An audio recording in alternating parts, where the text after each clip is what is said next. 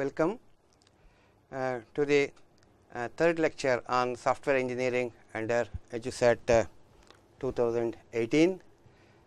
I am Srinivasan from RV College, and this is lecture 3 on system modeling. Actually, in the last two classes, we discussed about the definition of modeling, the need for modeling in software engineering, and use case diagrams, context modeling, interactive modeling, interaction modeling, and all that. And yesterday we discussed about the sequence diagrams, and an example of sequence diagram is given here. The sequence diagrams are drawn by drawing the objects as rectangles on top, and then in the bottom dotted lines are drawn, which is actually the time axis, and then small rectangles, vertical rectangles are drawn, which indicates the lifeline of those objects, and then the interactions are shown through arrows, so that any actor or any object who initiates, and from there until the whole sequence of operations are completed, it is shown in sequence diagram as shown in the slide.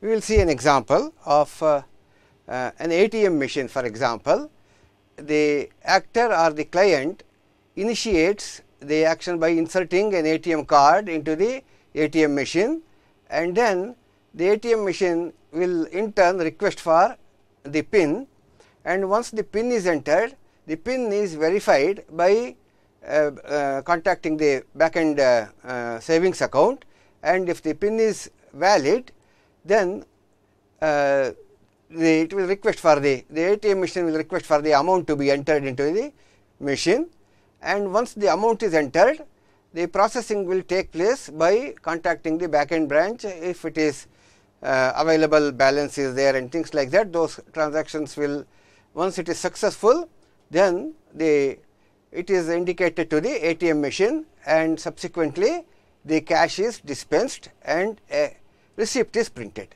So, from the point of inserting the ATM card until the point where a print receipt is done, this is actually the lifeline of these three objects, and at the end usually a cross mark is put, which indicates the end of the life of those objects. So, this is actually a sequence diagram for ATM machine. This gives an indication of what are the objects that we have to consider, who are the actors, and what tasks or what type of communication that takes place between these objects. Once we have these ideas, we can go further to determine how to design system so that these things are taken into account. Who is the person, who is the actor, who is the system, and then what they are doing, and what actions, what activities or what interactions are possible between the actors or the objects, and then identify them. If there are any common things, identify them. We will see that in the next one. Basically, drawing the sequence diagram is, there are 6 steps. Determine the context of the sequence diagram. In our case, it was the ATM. Identify the object that participate in the sequence. Set of lifeline for each object. In our case, the objects were 3: client, ATM machine, and the saving account. So, these are the 3 objects. So, subsequently, set of lifeline for each object, layout of messages from the top to the bottom of the diagram based on the order in which they are sent. This is the messages: insert ATM card, request PIN, they are the activities that take place, and add execution occurrence to each object's lifeline, validate the sequence diagram. Okay. So, this is how sequence diagrams are done. Now, we have seen the interactive model as well as the context model. Now, we will see further the structure models. the structural models show the organization of a system in terms of the components that make up that system and their relationships. Basically, now we are coming towards the system. Until now, we collected all the requirements, we tried to model the requirements in terms of who is the user, what is the use, and what are the activities that is to be done, what is the output that is required, in what sequence these are required and all that. Now, we come to the system part where how to design or place these activities and these actors into a system. So, for that we have to model those objects, and which contain, of course, the nature of those objects contains what are all the properties or attributes of those objects or actors, and then what they can do are the verbs or the methods or the functions that have to be included, so that we are able to get into a static model of the system. This model, which show the structure of the system design, are the dynamic models which show the organization of the system when it is executed. That we will come to that later. Now, we will talk about the static models. Structural models are created during discussion and designing the system architecture. Now, we have come to one step further from the requirement. We have modeled the requirement, understood the complete requirement, who are the actors, who are the users and all that. Now, we want to go into the next step of building the system architecture and designing the system. Now, the static modeling is starting through the class diagrams.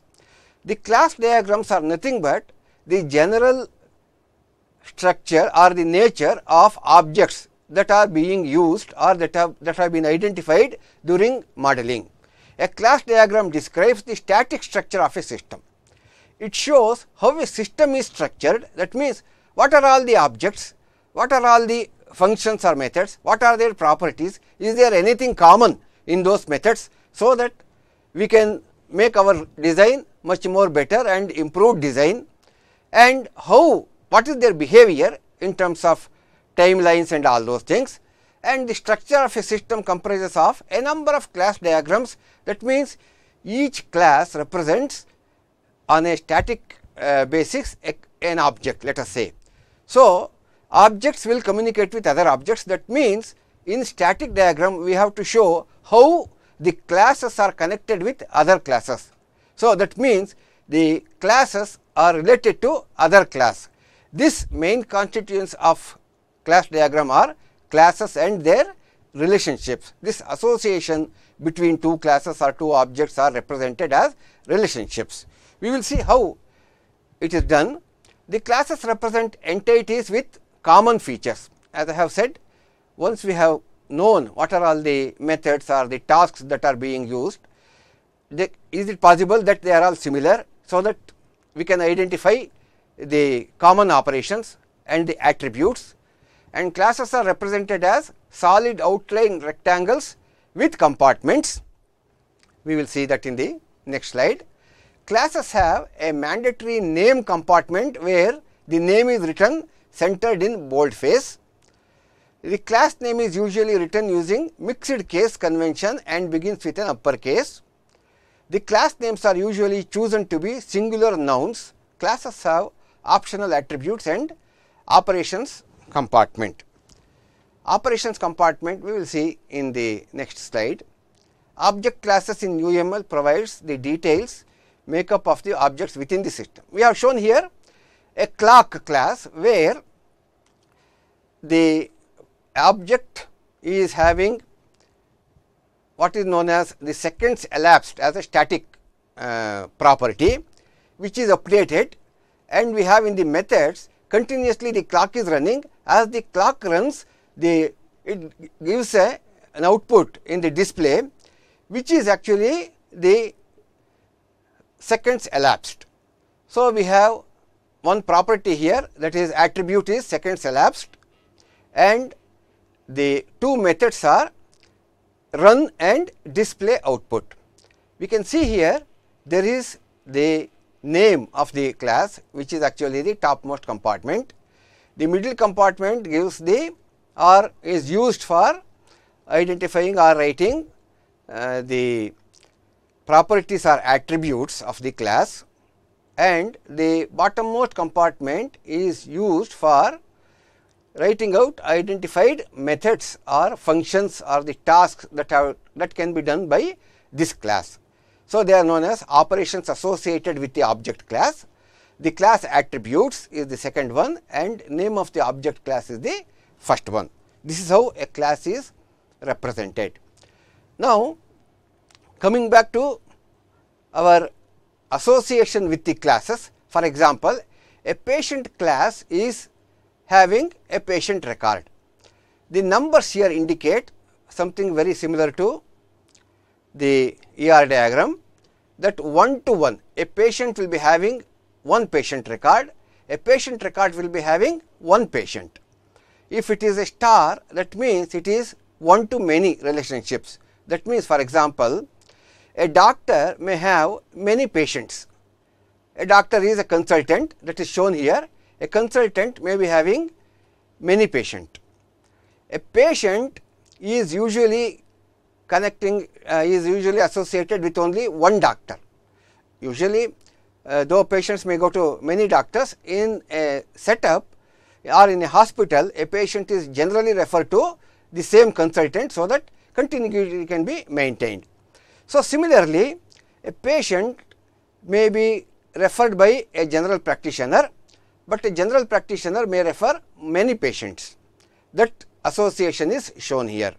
So, a general practitioner refers a patient to a consultant, and then he may be diagnosed with many conditions. That is why it is shown here star and star.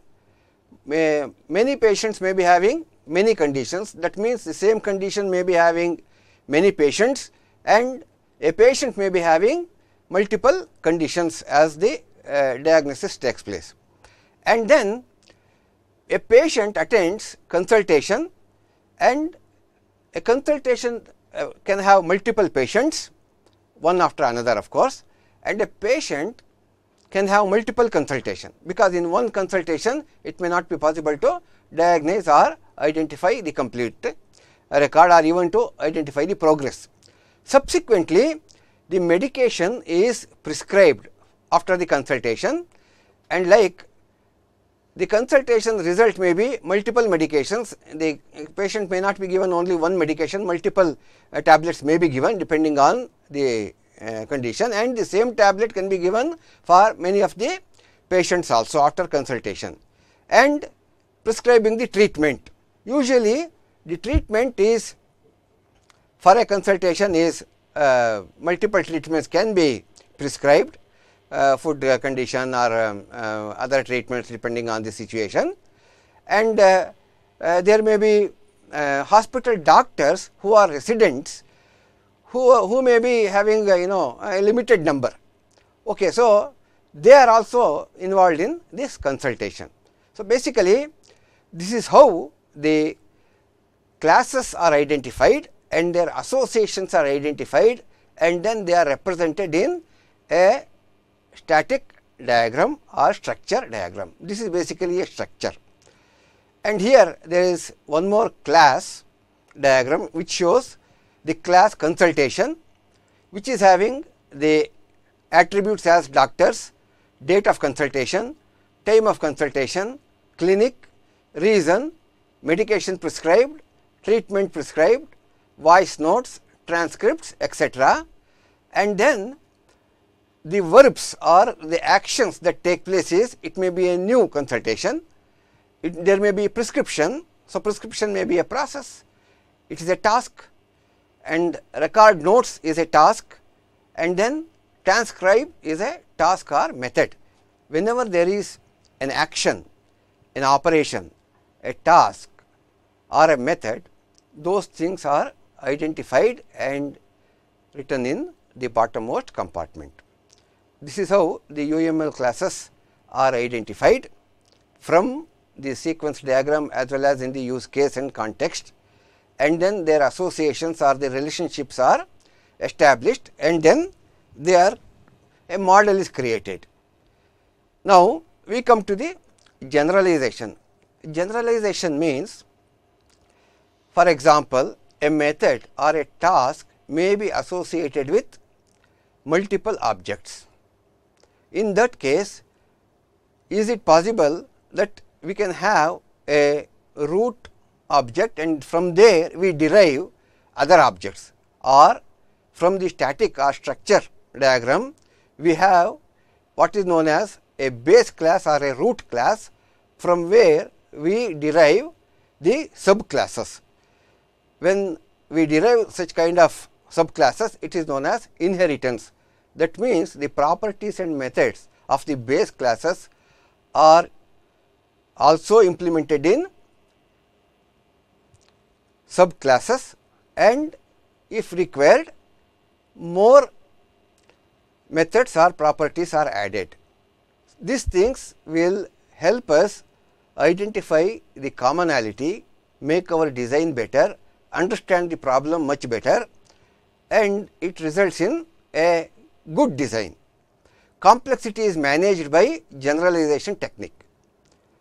Basically, if there are multiple methods, then those things are put into one class, and from that class we derive the subclasses, which is known as, or we inherit the classes. Instead of detailed characteristics of every event that we experience, we generalize these experiences into general classes, animals, cars, houses, etc., and learn the characteristics of these classes. As different members of these classes have some common characteristics, like squirrels and rats or rodents, it will be easier to understand similar events by correlating the events and rebuilding the scenario. So, in modeling system, one of the common technique is to identify the features of these classes with scope for generalization, and if changes are proposed, they can be added in our inherited class. There will be no need to look at all classes in the system to see if they are affected by the change.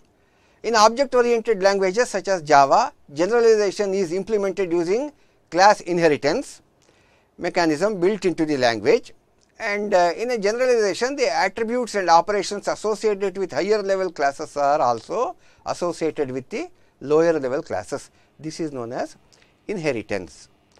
The lower level classes are subclasses and inherit the attributes and operations from their superclasses or base classes. These lower level classes then add more specific attributes and operations. This is the generalization. Pictorially it is shown here. The superclass is doctor, and hospital doctor is also a doctor. A general practitioner is also a doctor. So, the common features or the attributes and methods that are applicable for the base class are inherited by hospital doctor as well as the general practitioner, and the hospital doctor is also a consultant and is also a team doctor. So, both team doctor and consultants, they inherit the attributes or properties and methods from hospital doctor. A team doctor is could be a trainee doctor or could be a qualified doctor, a part of the team. So, the attributes and methods of team doctor are inherited by trainee doctor as well as by qualified doctor. So, this is the inheritance hierarchy or generalization hierarchy, which will help us in developing one superclass doctor from where we can derive subclasses or the inherit the properties and methods of the superclass to build other objects. So, the generalization hierarchy is given with detail. The doctor is actually the name of the class, and the properties are common to all the subclasses like name, phone number, email, etc. And there is what is known as register and deregister of the doctor with the hospital. these are also common processes. In addition to this, for a hospital doctor, because he is working for the hospital as an employee, he has a staff number as well as he may be having a pager number or a mobile number or whatever it is, which is already here phone. He may be having a pager number. As a general practitioner, what is the practice that is to be done, and then the address of the general practitioner. These are the things that are inherited from the doctor and then added to the basic class. From the base class, the properties and methods are inherited, additional properties are added, so that the inherited classes will have the contents of the base class as well as the additional properties and methods. That is how it is shown, generalization. An object class aggregation models. In an aggregation model, a class may be made up of multiple classes. That is also possible. An aggregation model shows how classes that are collections are composed of other classes. That means, a class may have other classes into it, and aggregation of those things may be called as another class. Aggregation models are similar to the part of relationship in semantic data models. Aggregation class means, like for example, a PowerPoint presentation may be having slides. A slide may be having header and a body. This header and body themselves may be classes which are having properties like the font, the size, etc. But they are also part of the slide, which in itself is, the slide may be having the design aspects, the color, background, etc.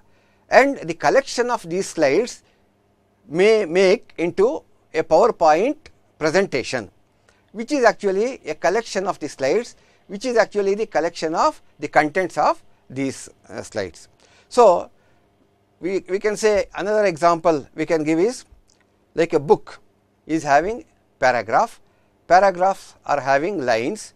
Each line is a class, each paragraph is a class, and then the book itself is a class. Book is an object made up of paragraph objects or topic objects, and topics are made up of paragraph objects. Paragraphs are made up of line objects. Of course, we can go to one level. Lines are made up of character objects, something like that.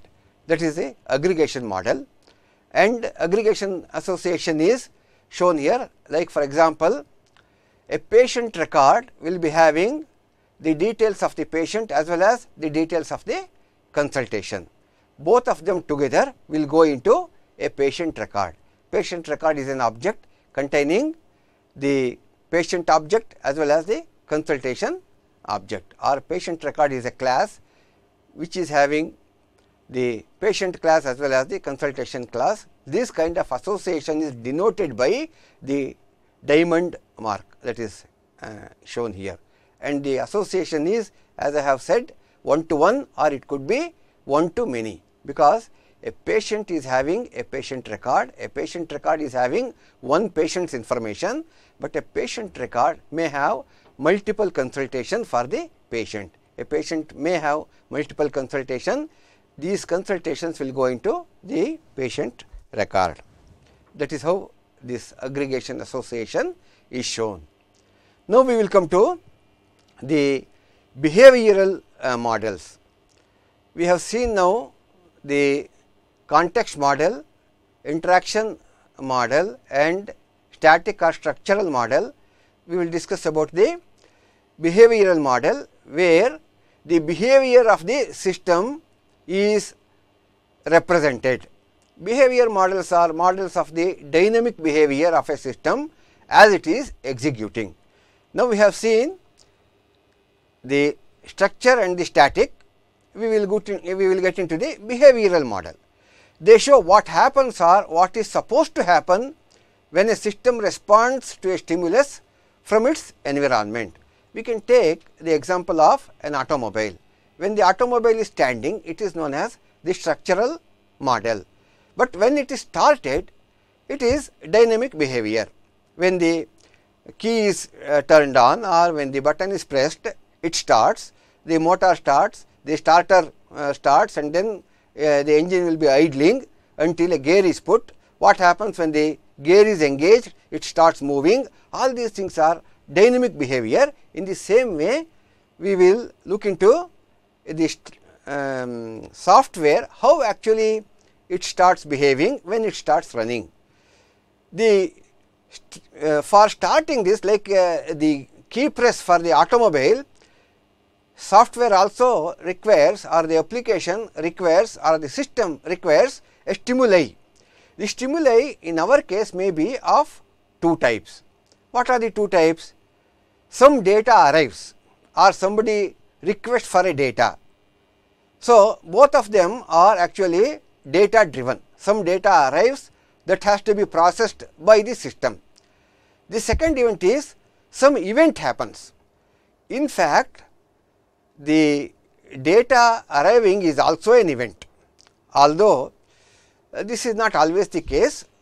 Sometimes real time operating systems and all that, they are actually called as event driven mostly, and data processing systems are data driven, where a data arrives which is ready and then it needs to be processed, and an event happens and then that needs to be responded to.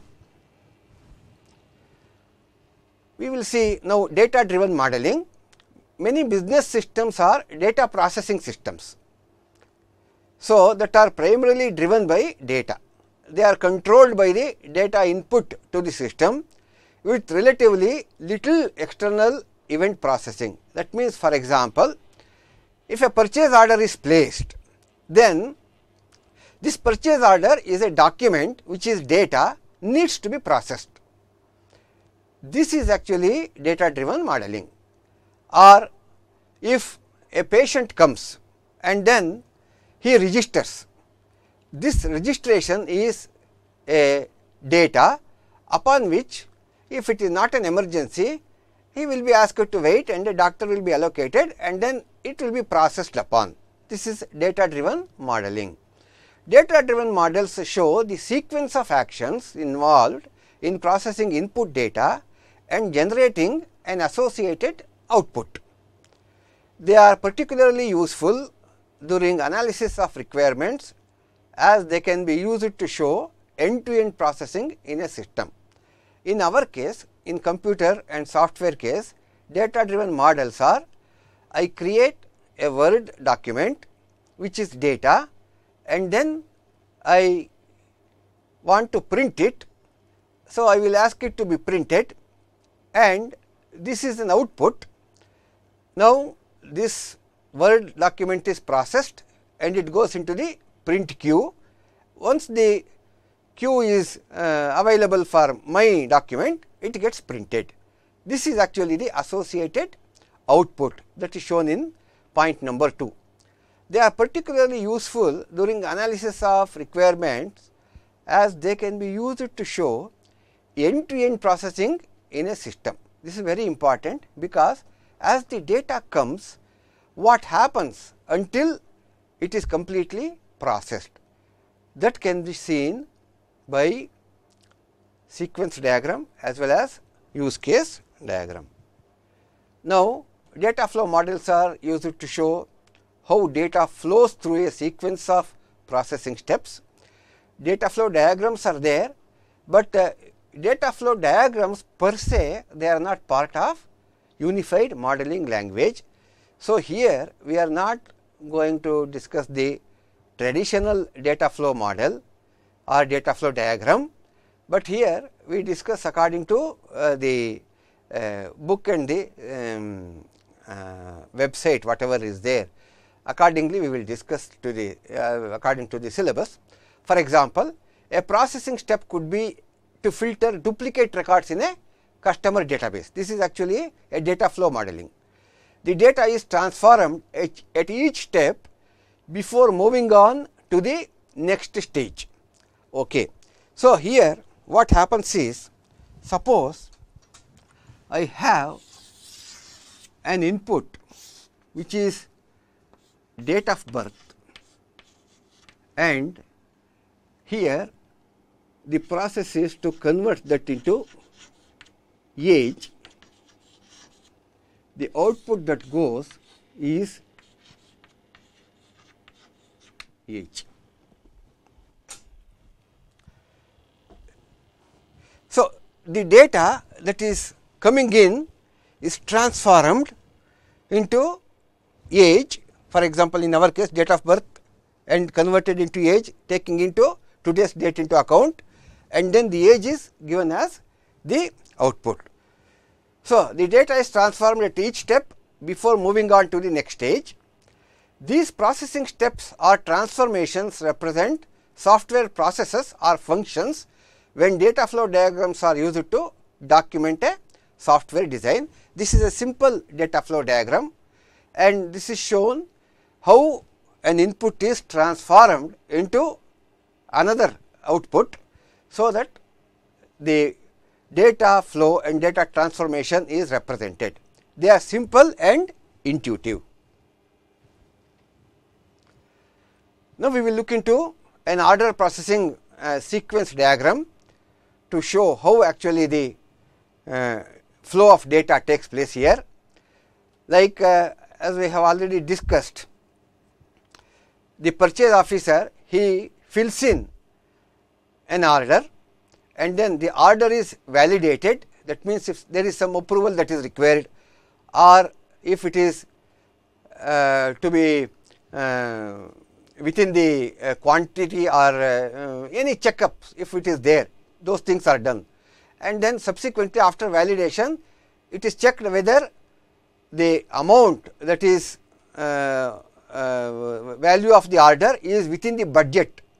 So, once the validation is okay and the amount is approved in the budget amount is updated, so that this amount is reduced, and subsequently the order is saved into the data store, and subsequently the order is sent to the supplier.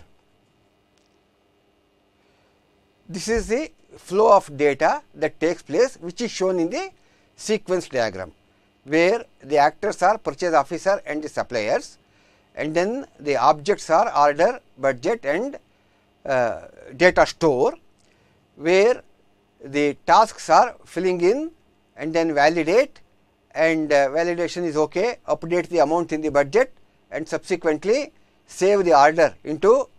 Why we have to save? Because perhaps multiple orders are collected and subsequently one order is given, so that if there is any discount or something available with the supplier, that can be availed. That is the idea. Also, paperwork may be reduced. This is the order processing sequence diagram. Now, this is the data flow for the same order processing diagram. Like for example, it is shown here as complete order form, validate the order and record the order and send it to the supplier, adjust available budget, and budget file is updated, order file is updated. So, this is the two representation of the same set of activity. One is sequence diagram, other one is data flow diagram, data flow model actually. So, another example is given here, equipment procurement. For equipment procurement, which is very similar to purchase order, specify the equipment is required, maybe an engineer will give that I want this item or something like that. Subsequently, he will also find the suppliers, and then this information is provided with specifications validated, and from the supplier list cost estimations are taken, and subsequently the specifications are checked and choose the supplier. After choosing the supplier, an order is placed, and when the order is placed, when the supplier delivers it, it is accepted as delivery of the equipment when it has come, and then checked and taken into the inventory, check delivered items, install equipment, accept delivered equipment and equipment database, that means into the inventory it goes. So, this is actually the equipment procurement data flow. An activity model of the insulin pumps operation. This is actually something like we can say event driven, okay, for the data flow. Blood sugar sensor, we will see why it is event driven later. Get sensor value, that means if there is the value of sugar is high or more or whatever it is, then the sensor data compute the sugar level, blood sugar level, calculate insulin delivery, how much it is to be delivered depending on the content of sugar in the blood, then insulin requirement, compute it, calculate pump commands and pump control commands, control pump and insulin pump. This is actually the whole set of operations that take place for insulin pump. Now, we will talk about event driven modeling. Real time systems are often event driven with minimal data processing. For example, a landline phone switching system responds to events such as receiver off hook. Like landline phone, as soon as we lift the phone, we get a dial tone.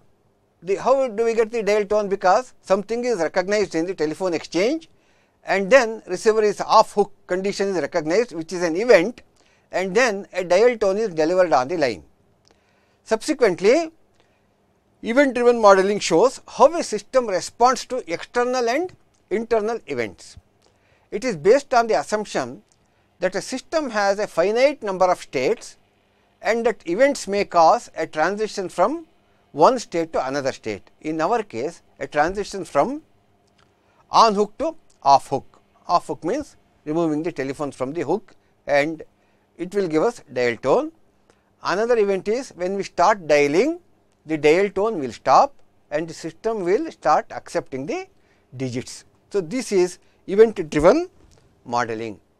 Now, we will discuss about the state machine models. State machine model is how actually the state of the machine changes when an event happens or the model's behavior of the system in response to external or internal events. They show the system's responses to stimuli, so are often used for modeling real time systems, which is very similar to event driven. State machine models show system states as nodes and events as arcs between these nodes. When an event occurs, the system moves from one state to another state. State charts are an integral part of UML and are used to represent state machine models. An example that is given here is a microwave oven. Like for example, it is waiting the display time and there is a mechanical switch by which we can put the microwave oven into either full power mode or into half power mode, and then this arrow indicates that an event, that means a movement of a switch, will put the machine either into full power mode or into half power mode. When I say put the machine into this mode, it actually the state of the machine changes. Subsequently, a timer is set. When a timer is set, so get number, and what is the number? The number is how much time it should be on. When we keep an item inside and keep the door closed and the timer is set, the operation of the oven takes place. If the door is open, then it is disabled, and once the door is closed, then only the display is enabled. Once the display is ready, then it starts and then the system will operate. Microwave oven is operating, and in between if it is cancelled, then it goes into the waiting mode. If the door is open, then again it goes into disabled mode. So, this is actually the state diagram of a microwave oven. That means waiting is shown and full power and half power is the different states. the set time is another state, and then any of these arrow will change the state of the machine, and if it is door is open, then the state of the machine is disabled. If the door is closed, then it is enabled, and when the door is closed as well as when the timer is set, then it starts and then it operates, and once it is operation is complete, then it is coming to waiting stage. If in between, if it is cancelled by pressing the button, then also it comes into the stop and waiting stage or display mode. If the door is open, then also it comes into display waiting mode. This is actually the state diagram of microwave oven.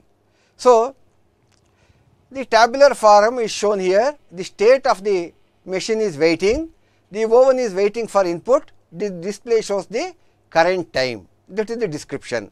Half power, the oven power is set to 300 watts, let us say, the display shows half power. If oven power is set to 600 watts, the display shows full power. Set time, the cooking time is set to the user's input value, the display shows the cooking time selected and is updated as the time is set. Is disabled, oven operation is disabled for safety, interior oven light is on, display shows not ready. Enabled is oven operation is enabled, interior oven light is off, display shows ready to cook. Operation, oven in operation, interior oven light is on, display shows the timer countdown. On completion of cooking, the buzzer is sounded for 5 seconds, oven light is on, display shows cooking complete while buzzer is sounding. This is an example of states and stimuli. So, states and stimuli for the microwave oven is discussed, and this is actually a sort of a data flow model, where another way of showing it, this is checking OK, cook, and then the timer is set, and then when it is time out, it is done and it is waiting, and alarm and display event that are taking place, and it is disabled. Okay, this is the operation. Now, we will discuss about model driven engineering. Having discussed all the models and software modeling techniques, need for model and all that, the models are used for designing or building software. The model driven approach is used starting from the requirement until the implementation. This is known as model driven engineering, is an approach to software development where models rather than programs are the principal outputs of the development process. So, our concentration is first build the model, then build the program. If possible, from the model build the program automatically through automation. The programs that execute on a hardware software platform are then generated automatically from the models. They can be either automatically generated or even semi-automated. Some items are filled in and then the system will generate the program. Proponents of MDE argue that this raises the level of abstraction in software engineering, so that engineers no longer have to be concerned with programming language or the specifics of execution platforms. The idea is requirements are the root cause for any program or application. If the requirements are identified correctly, they are represented correctly, then it is very easy or it will be more accurate to produce the application or to build the application, especially through automation. So, the model driven engineering supporters, their idea is that if the requirements are correct and they are represented properly, then of course, the application generation will be very easy, whether manually or whether automatically. So, we need not have to worry much about the programming language or environment and things like that, or rather the specifics of execution platform. If we have the requirements correctly represented and correctly identified, then for any platform or for with any programming language, the application should be possible to be created. So, model driven engineering is still at an early stage of development. Of course, there are some case tools and other things are there, but still it is unclear whether or not it will have a significant effect on software engineering practice. Allows systems to be considered at higher level of abstraction, that means the requirements level itself is made clear and correct. Generate code automatically means that it is cheaper to adopt systems to new platforms.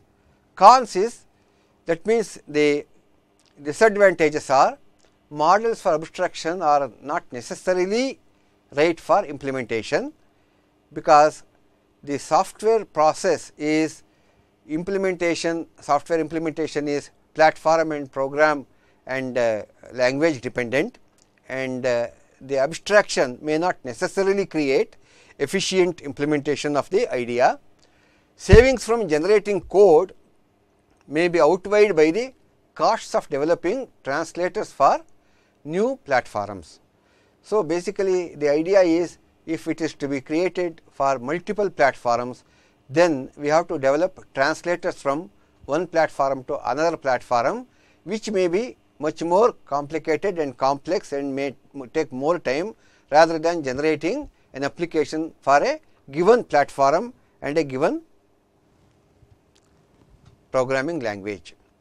So, but model driven architecture is a precursor to model driven engineering. That means only the design and implementation part were actually used for modeling, not from the requirement until the production or release. So, when we do architecture and using this architecture we design, then this is model driven architecture. Extend it to the end to end, then it is model driven engineering. MDA is a model focused approach to software design and implementation that uses a subset of UML models to describe a system. Models at different levels of abstraction are created.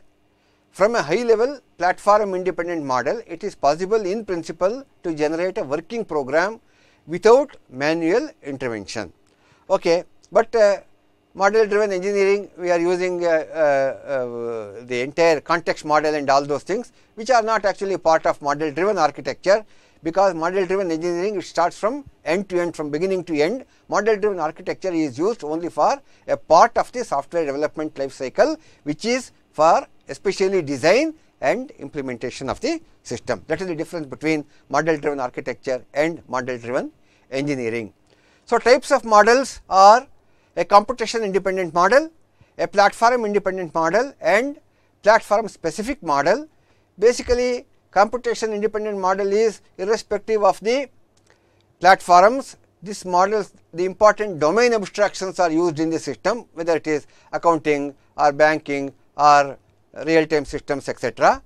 Platform independent model is actually the execution platform is not taken into account, but only the operation of the system without reference to its implementation is taken into account. So, PIM is usually described using UML models that show the static system structure.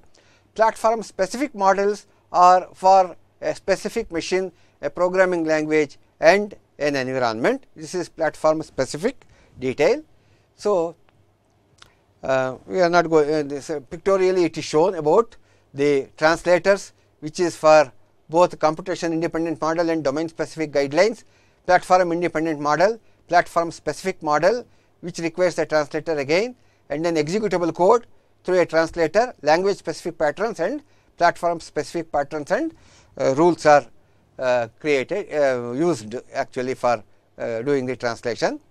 And multiple platform is the same platform independent model will be able to generate the application for the Java platform as well as for .NET platform. So, these are the benefits of multiple platform specific models.